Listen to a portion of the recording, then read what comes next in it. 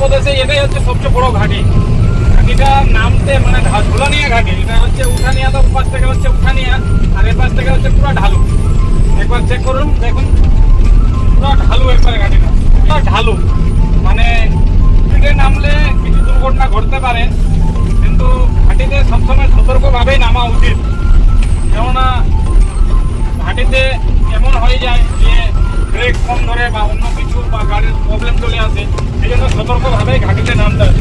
ভুল পাড়াপাড়ি বা জোরে স্পিডে নামলে ঠিক না। দেখতে পাচ্ছেন ঘাটিটা একবার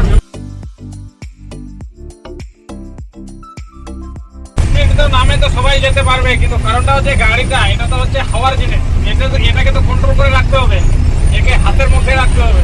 একে তো ছেড়ে দিলে তো উড়াই যাবে। হাতের মুঠোয় একে রাখতে হবে, পাহাড়ে হোক বা যে কোনো জায়গাতে হোক। আর আজকাল তো বর্ষাকালে এই যে টিপটিপ বৃষ্টি হচ্ছে, এই টিপটিপ বৃষ্টিতে প্রচুর ভয় গাড়ির। ব্রেক মারবেন এক জায়গায়, গাড়ি চলে যাবে এক জায়গায়। সেই জন্য বৃষ্টি, বাদল, পাহাড়, ঘাটি এগুলোতে সতর্কভাবে গাড়ি চালানো উচিত।